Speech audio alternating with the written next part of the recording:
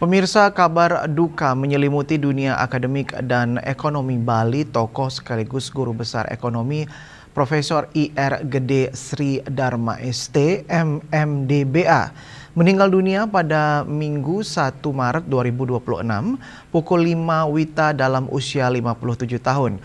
Almarhum mengembuskan napas terakhir di RSUP Prof. Dr. IGNG Ngurah setelah menjalani perawatan akibat sakit komplikasi. Almarhum Pande Srisya Elvara Alandari menyampaikan bahwa sang ayah lahir di Denpasar 18 Februari 1969. Ia dikenal luas sebagai akademisi visioner yang telah mendedikasikan hidupnya bagi pengembangan pendidikan dan ekonomi Bali. Semasa hidupnya, Prof. Sri Dharma menjabat sebagai Rektor Universitas Pendidikan Nasional atau Undiknas selama 3 periode, yakni 2005 hingga 2019.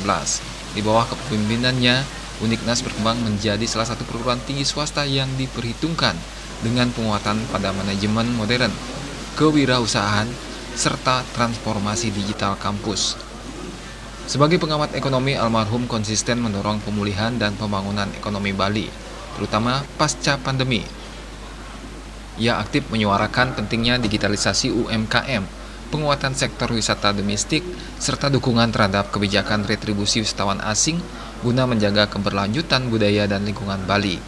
Dikenal sebagai sosok intelektual yang jujur, progresif, dan berpihak pada pembangunan masyarakat. Prof. Sri Dharma membawa visi Move to Global Digital untuk menyiapkan generasi muda Bali agar mampu bersaing di tingkat internasional tanpa meninggalkan akar budaya lokal.